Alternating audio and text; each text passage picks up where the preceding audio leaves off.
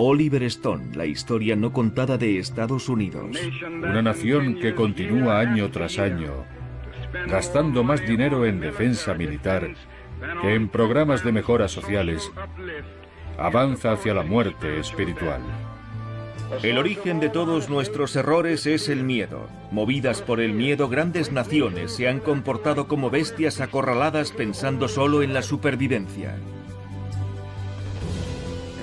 Todas las naciones y todas las regiones tienen que tomar ahora una decisión.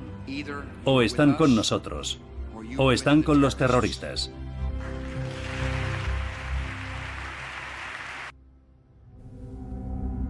Para la mayoría de los estadounidenses, el 11 de septiembre fue una terrible tragedia. Para George Bush y Dick Cheney también, pero además fue la oportunidad de llevar a cabo los planes que sus aliados neoconservadores llevaban décadas trazando. En un informe del año 2000 del Proyecto para el Nuevo Siglo Americano, llamado Reconstruir las Defensas de América, se decía: el proceso de transformación será probablemente largo, de no producirse un evento catastrófico y catalizador como un nuevo Pearl Harbor. Capítulo 10. Bush y Obama, la era del terror. Al-Qaeda, a su entender, les había dado aquel Pearl Harbor. Y pocos minutos después del ataque, el equipo de Bush entró en acción. Con Bush en Florida, el vicepresidente Cheney y su asesor legal David Addington tomaron el mando, argumentando que el presidente, como comandante en jefe en tiempos de guerra, podía actuar en la práctica fuera de los límites de la ley. El 12 de septiembre, ya con la vista puesta más allá de Al-Qaeda y el grupo de Bin Laden en Afganistán, Bush, de vuelta en Washington, dio instrucciones al director del grupo de antiterrorismo Richard Clark. Averigua si Saddam ha hecho esto, averigua si ha tenido alguna relación. Todo era Irak, Saddam, averígualo y llámame. ¿Y qué le dijeron aquel día el secretario de Defensa Donald Rumsfeld y su adjunto Paul Wolfowitz? Bueno, Donald Rumsfeld, cuando hablamos de bombardear la infraestructura de Al-Qaeda en Afganistán, me dijo: no hay buenos objetivos en Afganistán. Vamos a bombardear Irak. Y le dijimos: pero Irak no tiene nada que ver con esto. Y no pareció darle mucha importancia. De hecho, el 11 de septiembre, Donald Rumsfeld ya había dispuesto planes de ataque contra Irak. A lo grande, dijo. Arrasadlo todo, lo que está relacionado y lo que no. Pocos días después, Bush anunció en una sesión conjunta del Congreso que Estados Unidos iba a embarcarse en una guerra global. A partir del día de hoy, toda nación que continúe protegiendo y apoyando el terrorismo será considerada por Estados Unidos como un régimen hostil. Dentro del país se arrestó rápidamente a 1.200 hombres y se detuvo a otros 8.000 para interrogarlos, en su mayoría musulmanes. Bush presentó al Congreso a toda velocidad una ley patriótica de 362 páginas. Los senadores no tuvieron tiempo de leerla y aún menos de discutirla. Solo el senador por Wisconsin, Russ Feingold, votó en contra, insistiendo en que preservar nuestra libertad es una de las principales razones de que estemos metidos en esta nueva guerra contra el terrorismo. Y perderemos esa guerra antes de hacer un solo disparo, si sacrificamos las libertades del pueblo americano. Bush envolvió las deliberaciones de la Casa Blanca en un secretismo sin precedentes, y en el año 2002 dio poderes a la Agencia Nacional de Seguridad para intervenir sin orden judicial líneas de teléfono y correos electrónicos de ciudadanos estadounidenses a gran escala, violando las normas legales establecidas en 1978 como respuesta a los abusos cometidos por los servicios de inteligencia en las décadas anteriores. La administración abrumó a la población con alertas constantes, nuevas normas de seguridad y un sistema de 5 niveles de seguridad representados por colores. En ocasiones este sistema fue manipulado políticamente por Rumsfeld y el fiscal general John Ashcroft, y en 2005 Tom Ridge se vio obligado a dimitir debido a las presiones. Los objetivos terroristas potenciales pasaron de 160 en 2003 a más de 300.000 en los 4 años siguientes. Por extraño que parezca, Indiana estaba a la cabeza con 8.600 objetivos potenciales en 2006. La base de datos nacional incluía zoológicos infantiles, tiendas de donuts, puestos de palomitas, heladerías y el desfile del Día de la Mula en Columbia, Tennessee. La irrealidad de la época siguió acrecentándose. Al principio de la Segunda Guerra Mundial, Franklin Roosevelt había advertido que la guerra cuesta dinero y eso significa impuestos y más bonos y más impuestos. Significa suprimir los lujos y lo que no sea esencial. Pero Bush redujo los impuestos de los poderosos y dijo a los estadounidenses: vuelen y disfruten de los grandes destinos turísticos de Estados Unidos. Llévense a sus familias y disfruten de la vida. Irónicamente, fue el gran adalid de la Guerra Fría, Savignac Brzezinski, quien en 2007 criticaba a Bush. 5 años de casi continuo lavado de cerebro de la nación. ¿Dónde está el líder de Estados Unidos dispuesto a decir, ya basta de histeria, basta de paranoia? Incluso ante futuros ataques terroristas cuya probabilidad es innegable, mostremos algo de sentido común. Seamos fieles a nuestras tradiciones. El terrorismo, insistió una y otra vez, era una táctica, no una ideología, y declarar la guerra una táctica carecía del menor sentido. Tenemos que detener el terror. Llamo a todas las naciones a que hagan todo cuanto puedan por detener a estos asesinos terroristas. Gracias. Y ahora verán qué trae. Pero el verdadero peso de la cruzada global de Bush se sentiría en el extranjero. Menos de un mes después de los ataques terroristas, Estados Unidos invadía Afganistán, aparentemente para destruir a algunos de los islamistas fanáticos que nosotros mismos habíamos ayudado a armar y entrenar para derrotar a los soviéticos 2 décadas atrás. Los críticos de la guerra señalaron después que no había afganos entre los 19 secuestradores del 11 de septiembre, 15 de los cuales eran saudíes, y que los errores de Estados Unidos habían permitido a Osama Bin Laden y otros líderes de Al-Qaeda escapar a Pakistán a principios de diciembre. La CIA sí capturó a miles de sospechosos en Afganistán y otros países. Aunque Estados Unidos siempre había considerado su trato humanitario a los prisioneros de guerra como una prueba de superioridad moral, la administración Bush tachó a los detenidos de combatientes enemigos fuera de la ley. Eliminó las vistas sobre el terreno requeridas y les negó el derecho a las normas de trato a prisioneros establecidas por la Convención de Ginebra en 1949. Cuando otros gobiernos criticaron su proceder, Bush dio marcha atrás con los sospechosos talibanes, pero se negó a cambiar su política respecto a los combatientes de Al-Qaeda. De hecho, dijo: me da igual lo que digan los abogados internacionales, vamos a darles lo suyo. Estados Unidos transportó en aviones a un número indeterminado de detenidos a agujeros negros en países como Tailandia, Polonia, Rumanía o Marruecos, donde se practicaban la tortura y otras técnicas duras de interrogatorio. Cientos de detenidos más fueron recluidos en la base naval estadounidense de la bahía de Guantánamo, en Cuba. En mayo de 2003, había en esta prisión aproximadamente 680 hombres de edades comprendidas entre los 13 y los 98 años. Solo un 5% habían sido capturados por tropas americanas. Más de un 80% habían sido entregados, a menudo a cambio de recompensas, por una combinación de milicias de los señores de la guerra afganos y cazarrecompensas afganos y pakistaníes. Según fuentes del gobierno, solo un 8% eran combatientes de Al-Qaeda. 600 han sido liberados, 6 condenados y según el gobierno 9 han muerto, casi todos ellos por suicidio. En 2012, 166 hombres de más de 20 países seguían presos en Guantánamo. La administración Bush recomendó a la CIA el empleo de 10 métodos de interrogatorio avanzados, producto de décadas de investigación sobre la tortura perfeccionados por aliados de países extranjeros.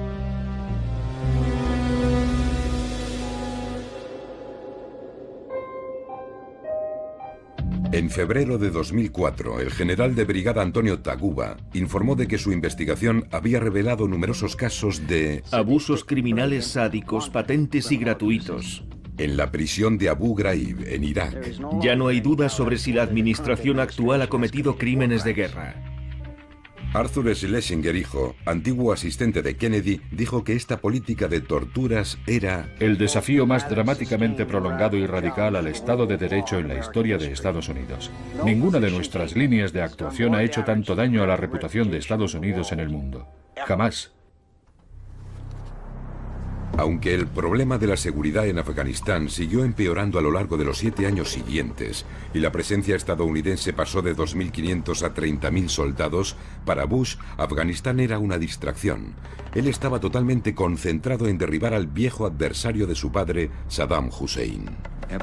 Pruebas obtenidas por fuentes de inteligencia, comunicaciones secretas y declaraciones de personas bajo custodia revelan que Saddam Hussein ayuda y protege a terroristas, incluyendo a miembros de Al-Qaeda. Como habían hecho Bill Casey en los años 80 y Lyndon Johnson en Vietnam, Bush utilizó falsa inteligencia.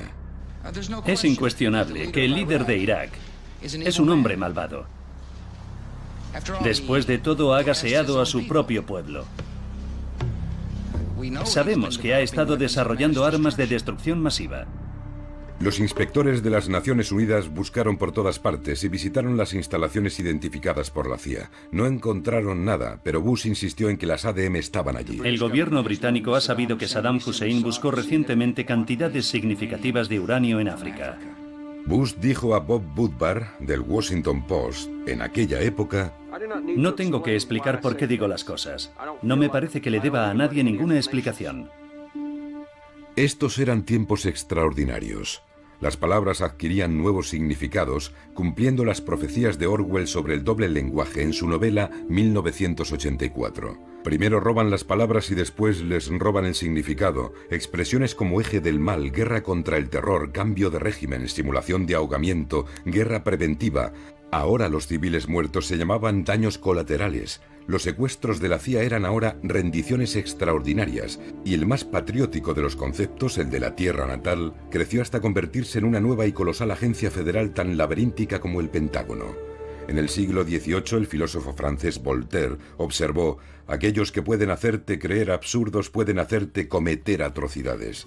El descenso a la irrealidad era vertiginoso. Black Hawk derribado. Otra popular película nominada al Oscar, estrenada a finales de 2001, glorificaba el heroísmo y la tecnología americana en la Somalia de los años 90.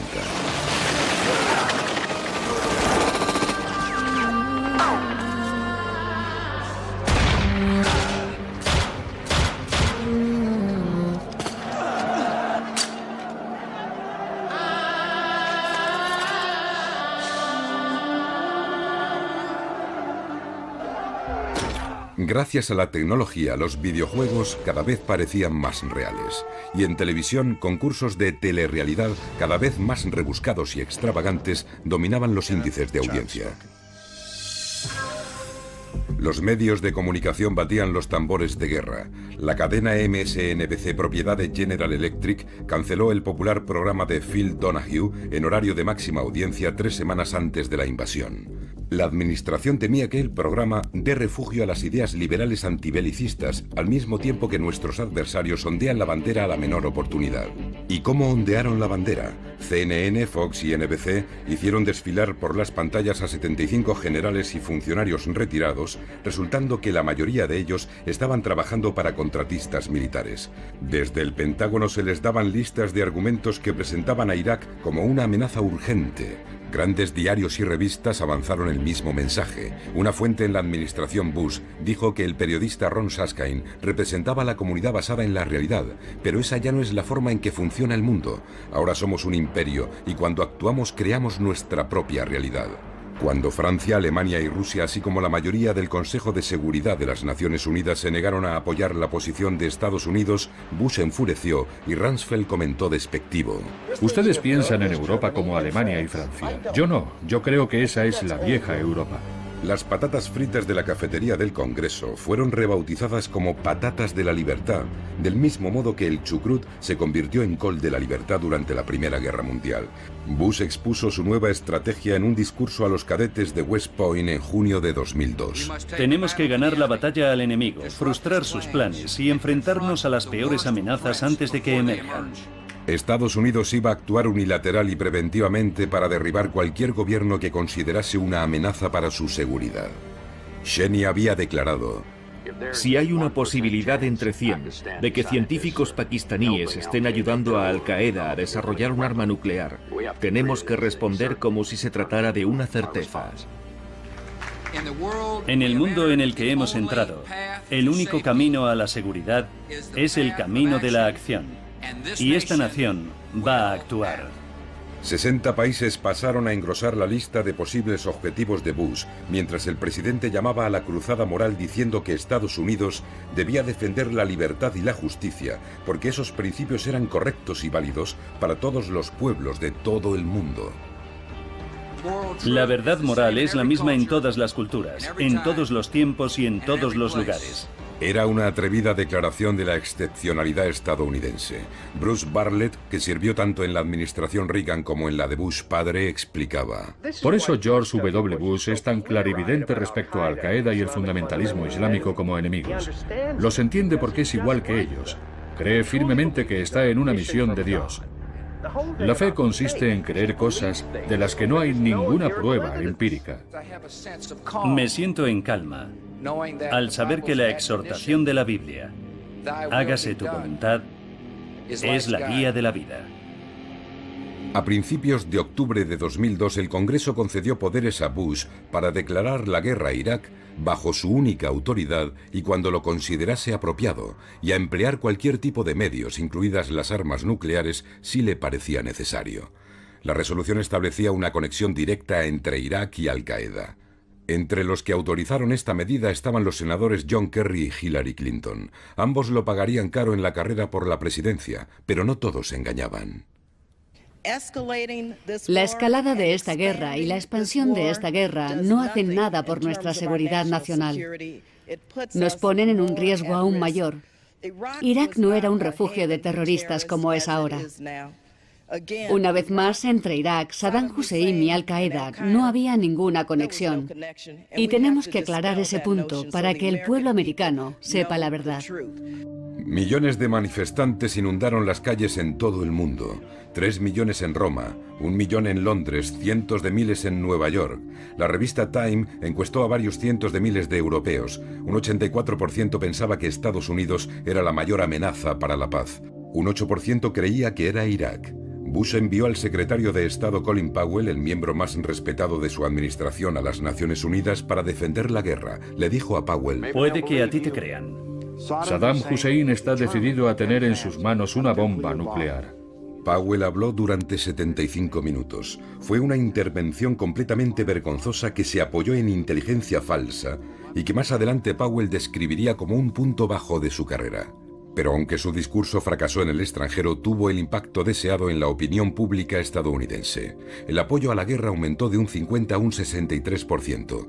El Washington Post afirmó que las pruebas de la existencia de ADM eran irrefutables. Estados Unidos, sin una resolución del Consejo de Seguridad, avanzaba inexorablemente hacia la guerra. Pero la verdad era aún más siniestra. Para Bush, Irak solo era el aperitivo. Después de devorar Irak, los neoconservadores tenían los ojos puestos en el plato principal. Responsables del Pentágono preveían una campaña de 5 años con un total de 7 países como objetivos. Después de Irak vendrían Siria, Líbano, Libia, Somalia, Sudán y el premio gordo, Irán. Era una guerra que reconfiguraría el mundo al gusto de los neoconservadores. Se hablaba cada vez más de imperio. La portada del dominical del New York Times del 5 de enero de 2003 rezaba: "El imperio americano vaya acostumbrándose". Bush era obviamente un hombre con una visión del mundo atrevida. En su juventud había mostrado su lado transgresor. Ahora iba a superar a su sobresaliente padre yendo más allá de las leyes de las naciones. La guerra de 8 años dio la razón a los que vaticinaban un desastre. La sociedad iraquí quedó hecha pedazos. Igual que Vietnam, pervirtió a Estados Unidos polarizándolo aún más, mientras los costos y las víctimas aumentaban en ambos bandos. Y a pesar de todo, Bush ganó las elecciones de 2004 con una llamada sin rodeos a redoblar el fervor patriótico. En 2008, cuando Bush dejó el cargo con los índices de popularidad más bajos desde Harry Truman, había fracasado rotundamente en 2 guerras, así como en el auxilio federal a Nueva Orleans tras el huracán Katrina. Lo más importante a ojos de la opinión pública era que había gestionado mal la economía del país, que estuvo a punto de hundirse en 2008, poniendo la presidencia en manos de los demócratas. Su sucesor, Barack Hussein Obama, hijo de padre negro keniano, y madre blanca de Kansas, criado en Indonesia y Hawái, se convirtió a los 47 años en presidente de los Estados Unidos, reavivando grandes esperanzas de cambio. Sus palabras y su actitud representaban el otro lado de Estados Unidos: constitucional, humanista, global, medioambiental. Obama se había manifestado en contra de la guerra de Irak. A lo que me opongo es a una guerra estúpida. Financiado por una multitud de pequeños contribuyentes a través de Internet, venció por sorpresa a la sólidamente financiada favorita del partido, Hillary Clinton, en las primarias. Ahora se enfrentaba a un exmilitar, el conservador John McCain, en las elecciones presidenciales. El viento soplaba a favor de Obama. Quizá desde los tiempos de Roosevelt a principios de los años 30 no se había visto una ira popular tan intensa contra Wall Street y las guerras innecesarias del imperio. Pero entonces ocurrió algo inesperado. Obama incumplió una promesa hecha anteriormente y se convirtió en el primer candidato a unas elecciones presidenciales que rechazó la financiación pública a favor de la financiación privada sin límites. McCain, que optó por la alternativa pública, se vio sobrepasado en gasto en un 100%. En este periodo Obama se volvió discretamente hacia grandes financiadores de Wall Street con profundos bolsillos como JP Morgan, Goldman Sachs y Citigroup, así como a General Electric y otros contratistas de defensa, gigantes informáticos y grandes compañías farmacéuticas que después de años apoyando a los republicanos dieron a Obama 3 veces más que a McCain. Pocos partidarios de Obama protestaron en aquel momento. Su victoria en las elecciones fue aplaudida en todo el mundo. Habían surgido unos nuevos Estados Unidos. Aunque los conservadores tacharon absurdamente a Obama de socialista, al final el gran ganador de las elecciones resultó ser Wall Street. Obama recuperó al mismo equipo económico que durante el mandato de Clinton tanto había hecho por la desregulación de la economía. El New York Times se refirió a ellos como una constelación de rubinitas, acólitos del secretario del Tesoro más poderoso de las últimas décadas, Robert Rubin. Después de estar a punto de hundir la economía mundial con espectaculares innovaciones en apalancamientos y especulación, varios gigantes bancarios, compañías de seguros y prestamistas hipotecarios, tras profetizar el colapso de la economía global si ellos quebraban, en otras palabras, eran demasiado grandes para caer, aceptaron encantados un rescate de $700.000 millones en condiciones muy ventajosas. Además, el Consejo de la Reserva Federal rebajó a los bancos el tipo de interés a un 0%. Llegó a ser casi antipatriótico en aquel momento cuestionar lo acertado de esos rescates financieros, pero había quienes se preguntaban si no se podía simplemente dejar quebrar las entidades financieras más enfermas. ¿No se podía hacer que estos gigantes se enfrentasen al valor de mercado real de sus activos tóxicos? La opinión pública clamaba venganza. Era uno de esos momentos en la trastienda de la depresión como los que había ilustrado Frank Capra. You sit there back of your big cigars and think of deliberately killing an idea that's made millions of people a little bit happier. An idea that's brought thousands of them here from all over the country, by bus and by freight and jalopies and on foot, so they could pass on to each other their own simple little experiences. Why, look, I'm just a mug and I know it, but I'm beginning to understand a lot of things.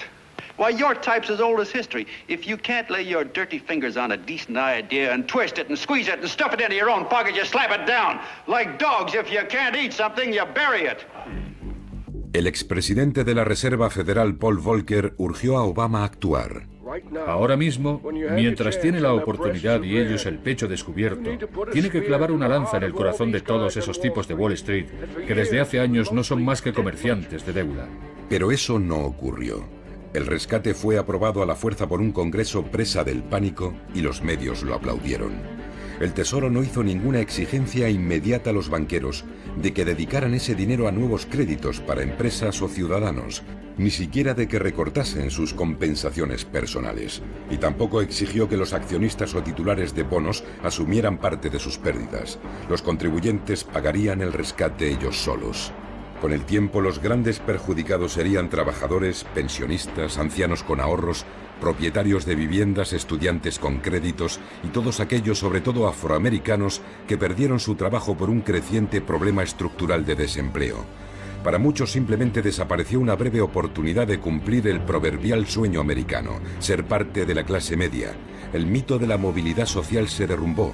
Los banqueros o banksteres, como se los bautizó durante la Gran Depresión de los años 30, Habían hablado de reducciones voluntarias, pero recibieron unas compensaciones personales récord durante los 2 años siguientes, mientras en 2010 los directores ejecutivos ganaban en Gran Bretaña y Canadá 20 veces más que el empleado medio y en Japón 11 veces más, en Estados Unidos ganaban 343 veces más que el empleado medio. El número de milmillonarios pasó de 13 en 1985 a 450 en 2008, mientras el salario mínimo se mantuvo en $5,15 la hora desde 1997 a 2007. El índice de pobreza era el más elevado desde los años 60. El patrimonio neto de la familia estadounidense media cayó casi un 40%, de $126.000 en 2007 a $77.000 en 2010. En 2011 el 1% más rico tenía más dinero que el 90% más pobre. La rabia popular se catalizó en el movimiento Occupy Wall Street, un tipo de protesta que no se había visto desde los años 30. El derechista Tea Party expresó un tipo de ira diferente, alimentada por grupos de presión política como Americanos por la Prosperidad, financiado en gran medida por los hermanos milmillonarios conservadores Charles y David Koch. El aturdido pueblo estadounidense, sin saber a quién culpar por la persistente penuria económica, concedió una victoria arrolladora a los republicanos en las elecciones legislativas de 2010, pero en Washington, cada vez más paralizado, reinaba la confusión. Obama, que había llegado a la presidencia en medio de la euforia, ahora caminaba por la cuerda floja, evitando errores fatales, pero incapaz de traer esperanza o cambio. Durante la campaña de 2008, el profesor de Derecho Constitucional había prometido que la transparencia y el Estado de Derecho serían las piedras de toque de su presidencia. Sin embargo, ya como presidente, no renunció a los poderes extraordinarios usurpados por la administración Bush, mientras una población pasiva seguía consintiendo que la desnudaran en los controles de los aeropuertos, que intervinieran sus comunicaciones y que la hicieran pagar nuevos y desmesurados programas de seguridad. Políticamente no tenía sentido para Obama suavizar este estado de seguridad reforzada, ya que un solo incidente terrorista provocaría sin duda una histeria mediática redoblada y una tormenta de recriminaciones republicanas que podía costarle la presidencia. Y en medio de todo lo que le está viniendo, ¿no piensa que quizá un mandato es suficiente? Lo único que tengo claro es que prefiero ser un muy buen presidente de un solo mandato que un presidente mediocre de 2. Pero en lugar de luchar por la transparencia, Obama se convirtió en un gestor mucho más eficaz del Estado de Seguridad Nacional. Como Bush, invocó repetidas veces el secreto de Estado en procesos legales relacionados con torturas, rendiciones extraordinarias y vigilancias ilegales de la Agencia de Seguridad Nacional. Bloqueó el habeas corpus para los combatientes enemigos, mantuvo las comisiones militares y autorizó, sin seguir el proceso requerido, el asesinato en Yemen de un ciudadano estadounidense acusado de tener conexiones con Al-Qaeda. Obama desconcertó a los grupos de derechos civiles cuando impulsó las investigaciones de la era Bush al siguiente nivel y empezó a perseguir a denunciantes de irregularidades del gobierno y periodistas amparándose en la ley de espionaje de la Primera Guerra Mundial. Solo se había aplicado en 3 casos en 92 años. Obama inició 6 casos de dudosa justificación en los que la mayoría de los acusados alegaron que habían expuesto actividades ilegales en el gobierno. El caso más conocido fue el de Bradley Manning, un analista de inteligencia del ejército en Irak que filtró más de 260.000 cables diplomáticos e informes de guerra clasificados, así como vídeos que distribuyó Wikileaks, una organización sin ánimo de lucro de denuncia de prácticas ilegales. Estas revelaciones de crímenes de guerra estadounidenses en Irak y Afganistán y del apoyo americano a regímenes dictatoriales de la región resultó ser un catalizador significativo para los levantamientos de la primavera árabe en Egipto, Túnez, Yemen, Libia y Bahrein. Pero la administración Obama ha limitado gravemente la operatividad de Wikileaks y amenaza con procesar a su cofundador. Estas acciones son un claro mensaje a todos los que piensan en denunciar ilegalidades. Comete crímenes de guerra como Bush o Cheney y no te pasará nada. Expónlos y puedes perder tu carrera, hacer frente a elevadas multas o, como Manning, pudrirte en la cárcel. Uno de los principales defensores de las nuevas normas de conducta, Jack Goldsmith, exdirector de la Oficina de Asuntos Legales de Bush, tranquilizó a Cheney y otros conservadores inquietos en un artículo en el que decía que Obama era como Nixon cuando fue a China. Los cambios que ha hecho están destinados a fortalecer el programa de Bush a largo plazo. Era un nuevo mundo en la sombra. En 2010 el Washington Post lo llamó una geografía alternativa de Estados Unidos, una América de alto secreto oculta a los ojos del público. Casi 1,5 millones de personas tenían permisos de alta seguridad. Existían más de 3.000 organizaciones de seguridad gubernamentales y privadas. La Agencia de Seguridad Nacional interceptaba y almacenaba cada día 1.700 millones de correos electrónicos y comunicaciones. El comentarista político y abogado constitucionalista Glenn Greenwald describió mejor que nadie este cambio verdaderamente radical de nuestro mundo cuando escribió: el núcleo de las garantías de la justicia occidental desde la Carta Magna estaba codificado en Estados Unidos en la quinta enmienda a la Constitución. No se privará a persona alguna de la vida, la libertad o la propiedad sin el debido proceso legal. Bien podría haber añadido la cuarta enmienda a la Constitución, el derecho a la intimidad y a la protección contra pesquisas o aprehensiones arbitrarias. Sin el debido proceso legal, ni el derecho a la privacidad, en esencia todos estamos viviendo a merced del estado de la vigilancia, y todo ello en el nombre de la defensa ante una amenaza terrorista desproporcionadamente exagerada. La política exterior de Obama parecía más razonable que la de Bush. Repudiaba el unilateralismo y la política de ataque preventivo que tanto había indignado a la opinión pública internacional. Pero el objetivo, conseguir el dominio global de Estados Unidos, difería muy poco, e incluso los medios eran decepcionantemente similares. En 2011, el antiguo director de la Agencia Nacional de Seguridad y la CIA de Bush, el general Michael Hayden, se complacía en la poderosa continuidad entre dos presidentes enormemente diferentes, diciendo que los estadounidenses han encontrado una cómoda línea de centro por la que aceptan lo que está haciendo su gobierno. Él lo llamaba un consenso práctico. Dada su falta de experiencia en política internacional, Obama se rodeó de asesores duros. Entre ellos, un remanente de la era Bush, el secretario de Defensa Robert Gates, un radical de la CIA de Bill Casey de los años 80. Hillary Clinton, como secretaria de Estado, era igualmente dura. En uno de sus primeros discursos, presentó una versión de la historia de Estados Unidos saturada de franco-triunfalismo y amnesia histórica. Así que lo diré claramente. Estados Unidos puede ser, debe ser y será el líder en este nuevo siglo. La Tercera Guerra Mundial que tantos temían no llegó, y muchos millones de personas han salido de la pobreza y han ejercido sus derechos humanos por primera vez. Estos han sido los beneficios de la arquitectura global forjada a lo largo de muchos años por líderes americanos de ambos partidos políticos. Sería difícil encontrar a los millones de muertos en las muchas décadas de injerencia americana en sus países y preguntarles su opinión. Los pueblos de Hiroshima y Nagasaki, Filipinas, Centroamérica, Grecia, Irán, Brasil, Cuba, el Congo, Indonesia, Vietnam, Camboya, Laos, Chile, Timor Oriental, Irak y Afganistán, entre otros. En Afganistán, Obama superó a Bush al calificarla de una guerra de necesidad. Cuando a finales de 2009 le presionaron para que enviara más tropas, se resistió.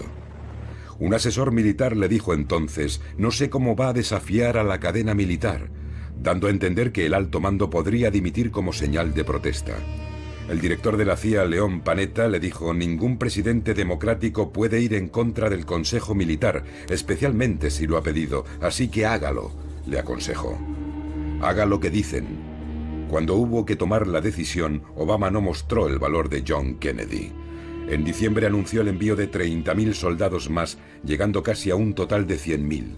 Más o menos el mismo volumen de tropas que habían desplegado los soviéticos en su desastrosa invasión de Afganistán. Anunció el nuevo envío de tropas en West Point y recordó a los cadetes que Estados Unidos había invadido Afganistán porque había ofrecido protección a Al-Qaeda. Pero olvidó mencionar que la mayor parte de los preparativos del 11 de septiembre no se habían realizado en Afganistán, sino en pisos en Alemania y España y en academias de vuelo en Estados Unidos. y también que solo quedaban en Afganistán entre 50 y 100 de los 300 mandos intermedios de Al-Qaeda, la mayoría de los cuales se había refugiado en Pakistán, un aliado. Que el presidente que estaba manteniendo 2 guerras recibiese el Premio Nobel de la Paz el mismo mes fue como mínimo surrealista. Pero cuando el mundo oyó la defensa que hizo Obama del unilateralismo americano y la intervención preventiva, el valor del premio se devaluó como cuando lo recibió Kissinger 36 años atrás. Creo que los Estados Unidos de América deben seguir siendo el portaestandarte de la conducta en la guerra. Eso es lo que nos hace diferentes de aquellos que combatimos. Obama temía acabar empantanado en Afganistán como le había ocurrido a Johnson en Vietnam. Lo que necesitaban los atrasados, paupérrimos y mayoritariamente analfabetos afganos era ayuda económica, educación y reforma social. Estados Unidos gastó 110.000 millones de dólares en programas militares en 2011, pero solo 2.000 millones en desarrollo sostenible. Con la avalancha de dólares, inundándolo todo, como en Vietnam, la corrupción alcanzó proporciones épicas. La desconfianza entre los supuestos aliados de la OTAN y afganos era absoluta. El presidente Hamid Karzai, apoyado por Estados Unidos, declaró que apoyaría a Pakistán si declaraba la guerra a Estados Unidos. En 2012, soldados y policías afganos estaban matando a soldados americanos con tanta asiduidad que cada vez había que mantener más separadas a las tropas. Mientras tanto, las consumidas y desmoralizadas tropas americanas abandonaron Irak en diciembre de 2011. Cerca de 4.500 soldados estadounidenses no volvieron. Más de 32.000 resultaron heridos, muchos de gravedad. De los iraquíes se han calculado entre 150.000 y más de 1 millón de víctimas mortales. 2 millones huyeron del país. La ironía era exquisita. Al deponer al suní Saddam Hussein, Estados Unidos había convertido al nuevo Irak, dominado por los chiíes, en un valioso aliado de Irán, que acabó siendo el mayor ganador de la guerra. Los técnicos de Bush habían calculado que la guerra de Irak costaría entre 50.000 y 60.000 millones de dólares. Rumsfeld había dicho que hablar de cifras por encima de los 100.000 millones era ridículo. En 2008, cuando Bush dejó el cargo, Estados Unidos había gastado en la guerra 700.000 millones de dólares, sin incluir la atención a largo plazo a los veteranos. Los economistas calculan que el costo total podría alcanzar los 3 billones. Obama dio la bienvenida a las tropas en Fort Bragg, Carolina del Norte, dando a la guerra un final tan indecoroso como su inicio. Pero dejamos atrás un Irak soberano, estable y autosuficiente. A diferencia de los viejos imperios, nosotros no hacemos estos sacrificios por territorios o recursos, sino porque es lo correcto. No olvidéis nunca que formáis parte de un linaje ininterrumpido de héroes que se extiende a lo largo de 2 siglos, que se enfrentaron y vencieron al fascismo y al comunismo, y que han hecho justicia con los que nos atacaron el 11 de septiembre. Así sancionaba una vez más la mentira de Bush sobre la conexión entre Irak y el 11 de septiembre. Apenas acababan de salir de su boca aquellas palabras cuando Irak se vio sacudido por una nueva cadena de brutales atentados suicidas. A día de hoy, Irak sigue debatiéndose al borde de la guerra civil. Entre los críticos más feroces de las 2 guerras estaban los alcaldes estadounidenses que se reunieron en Baltimore en junio de 2011 y pidieron que se dedicaran 126.000 millones de dólares de lo que se ahorraría con el fin de estas guerras a la reconstrucción de las ciudades del país. El alcalde de Los Ángeles declaró: que vayamos a construir puentes en Bagdad y en Kandahar y no en Baltimore o en Kansas City me deja absolutamente atónito. El pueblo estadounidense, embotado por estas guerras, tuvo un solo momento de júbilo en todo aquel extraño miasma en mayo de 2011. En una audaz operación nocturna fuera de nuestras fronteras, fuerzas especiales de la Marina mataron a Osama Bin Laden, que vivía cómodamente a la sombra de la principal academia militar de Pakistán. En medio de la euforia provocada en Estados Unidos por el ataque y las alabanzas a la efectividad y el poder de los SEALs, que habían ejecutado a Bin Laden al más puro estilo justiciero y habían arrojado su cuerpo al mar, se creó un nuevo perfil para Obama. A diferencia de Bush, era un presidente de guerra eficaz que emplearía los medios necesarios para acabar con el enemigo. De hecho, era un lobo con piel de cordero.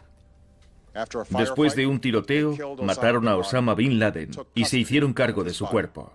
Una aplaudida película llegaba a insinuar que la tortura había sido efectiva para encontrar a Bin Laden, aunque en realidad fue la labor policial y de espionaje la que había llevado a su localización después de casi 10 años. Forgotten country. Geronimo's KIA. Oh my God. A pesar de todo, la capacidad de Estados Unidos para la autocomplacencia había vuelto a florecer. Y nadie se molestó en discutir por qué no se había traído a Bin Laden herido para encarcelarlo y procesarlo, como Estados Unidos había hecho en Nuremberg, donde los responsables nazis fueron desenmascarados y desmitificados. Pero un juicio era lo que menos deseaba la mayoría de los americanos. Quien acepta la tortura puede tolerar a los justicieros. Pero ¿quién fue el verdadero vencedor en todo esto? Tras un gasto estimado de billones de dólares en 2 guerras, cientos de miles de muertos en todo el mundo y una interminable guerra contra el terror, la pérdida de libertades civiles y de la confianza en la presidencia y el casi colapso de la estructura económica del imperio, un observador neutral diría, en el mejor de los casos, que Estados Unidos había obtenido una victoria pírrica en la que las pérdidas habían quitado todo valor a lo ganado. Bin Laden, con su visión retorcida de un nuevo califato, estaba muerto, pero había conseguido mucho más de lo que jamás soñó. Había provocado al mayor y más poderoso imperio de la historia a revelar lo peor de su naturaleza. Y como el mago de Oz, ahora no parecía tan todopoderoso. Who are you? Oh, I am the great and powerful Wizard of Oz. El martirio de Bin Laden a ojos de sus seguidores le hacía merecedor de un lugar en los libros de historia como un catalizador que debilitó y quizá ayudó a destruir el viejo orden mundial. Algunos lo llamarán el Aníbal o el Atila del Imperio Romano, el Robespierre del viejo orden francés, Lenin para la Rusia zarista, incluso un moderno Hitler para el Imperio Británico que se hundió tras su muerte. Bin Laden ya no existía, pero ¿qué iba a hacer ahora Estados Unidos? Aún atormentado por sus demonios, volvió la vista hacia China como una nueva amenaza y siguió tratando a Rusia como si siguiera siéndolo, además de mantener a Irán, Corea del Norte y Venezuela como amenazas regionales. En busca de una forma más eficiente e higiénica de hacer la guerra, en 2012 Obama anunció un recorte de un 14% en la fuerza numérica de infantería que se compensaría con un creciente énfasis en el espacio exterior y el ciberespacio. Utilizado por primera vez como aviones espía en Vietnam, el dron, ahora equipado con misiles, se estaba convirtiendo en el nuevo rostro de la guerra y en el arma preferida de Obama, que empezó a seleccionar personalmente a los que entraban en la lista de ejecuciones. Hasta el 11 de septiembre, Estados Unidos se había opuesto a las muertes selectivas extrajudiciales por parte de otras naciones y había condenado, por ejemplo, los ataques de Israel contra palestinos. Pero en 2012 la Fuerza Aérea y la CIA estaban desplegando una flota de 7.000 drones que operaban sobre todo en Afganistán, Irak y Pakistán. En 2009 Obama extendió su uso a Yemen, donde había menos de 300 militantes islamistas. A mediados de 2012 se habían convertido en más de 1.000, mientras los constantes ataques de drones estadounidenses enfurecían cada vez más a los yemeníes. En 2012 Obama añadió a la lista de los drones a los partidarios de Gaddafi en Libia y a los rebeldes islámicos de Filipinas y Somalia.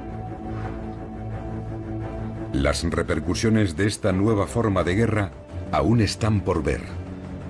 El número de víctimas civiles de estos ataques son ferozmente discutidos entre el gobierno y varias organizaciones de defensa de los derechos humanos.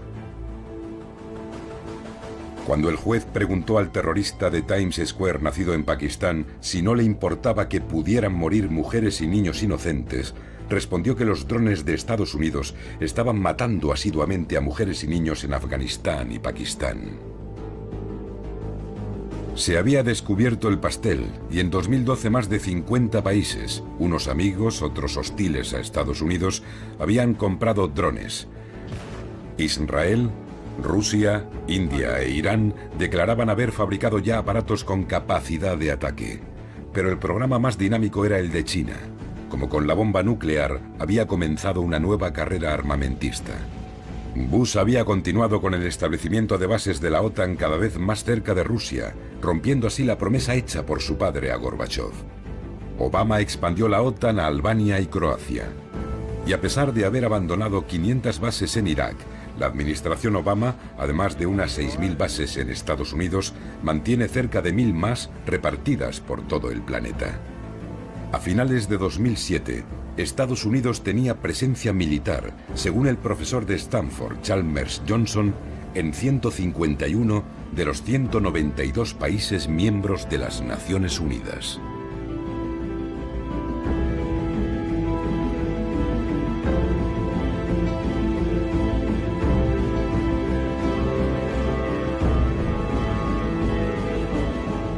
En 2008 se estableció AFRICOM, con base en Alemania, como un sexto mando responsable de extender la presencia militar estadounidense en África.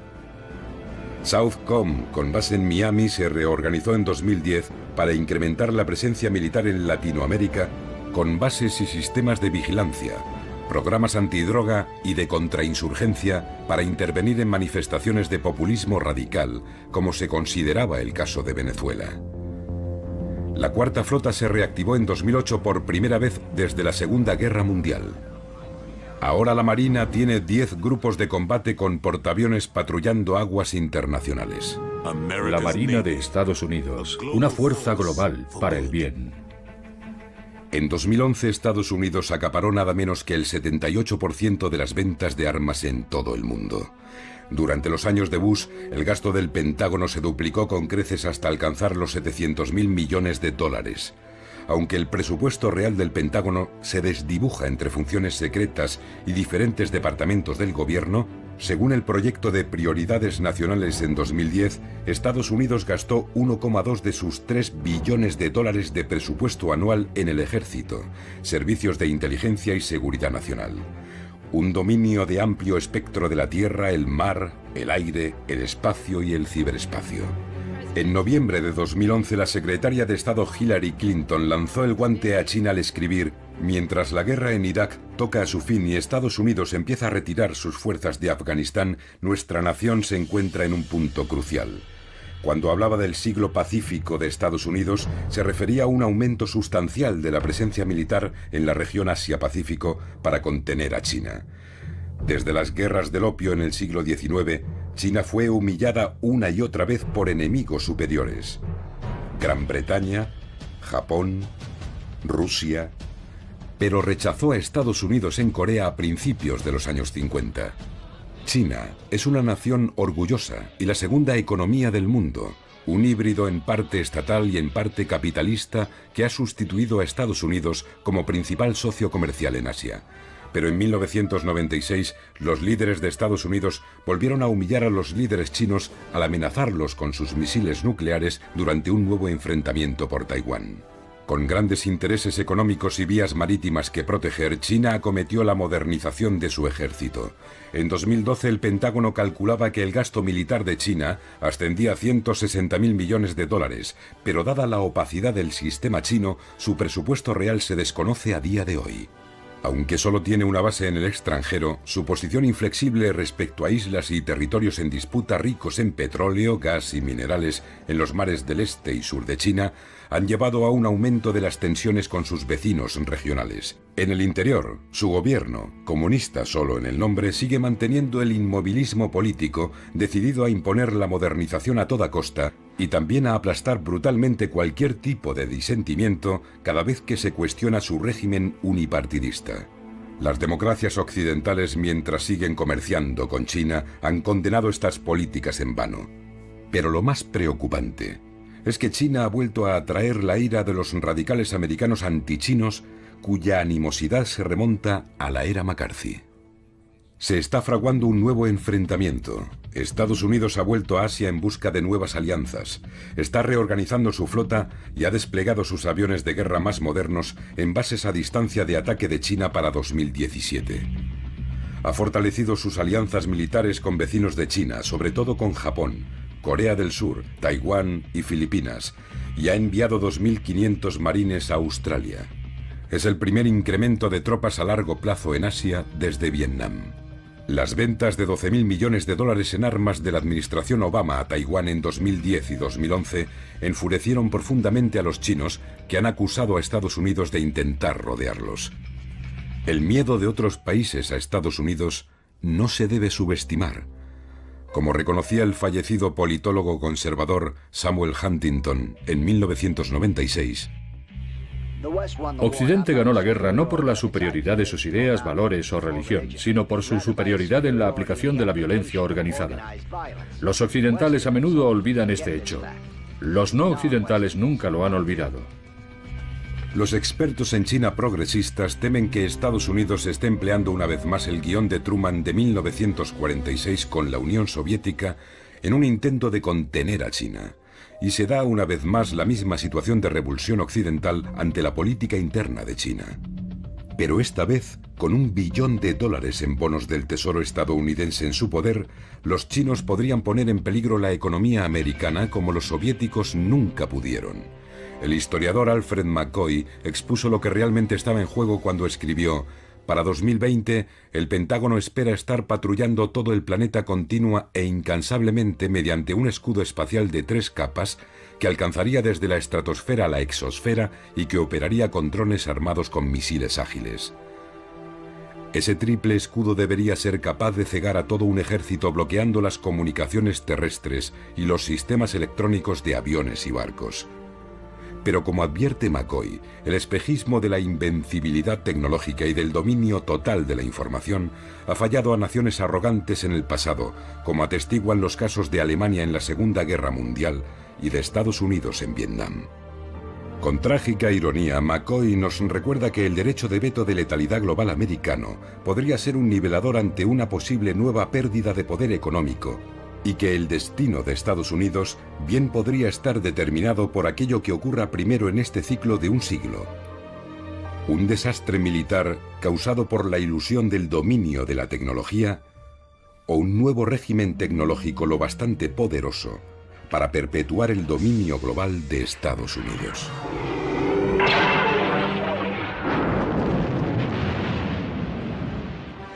Pero como muestra la popular serie de películas de la Guerra de las Galaxias, una nación que domine el mundo con su tecnología no tardará en convertirse en una tiranía que será odiada por aquellos a los que tiraniza.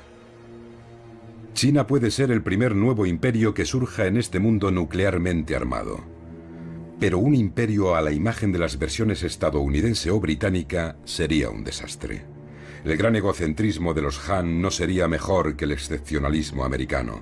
El exalto cargo de defensa Joseph Nye recordó que la incapacidad de las potencias dominantes de integrar a los poderes en ascensión de Alemania y Japón en el sistema global del siglo XX resultó en 2 catastróficas guerras mundiales. Henry Wallace se preguntaba: si Estados Unidos trataba a los soviéticos tan mal cuando era superior económica y militarmente, ¿cómo tratarían los soviéticos a Estados Unidos si alguna vez la situación se invertía? Eso no ocurrió, pero estaba convencido de que en esta carrera hacia el abismo no habría ganador.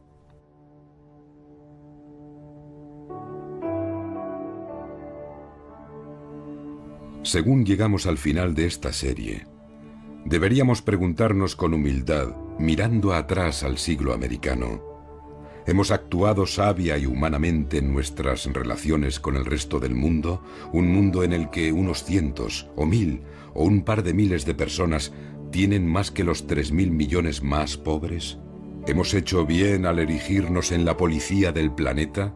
¿Hemos sido una fuerza a favor del bien, de la comprensión, de la paz? Tenemos que mirarnos al espejo. Quizá en nuestra autocomplacencia nos hemos convertido en los guardianes de nuestra propia desesperación. La pretensión de la victoria en la Segunda Guerra Mundial y la justificación del lanzamiento de la bomba atómica en Japón, aunque iba dirigida a la Unión Soviética, fueron los mitos fundadores de nuestra hegemonía en nuestro estado de seguridad nacional.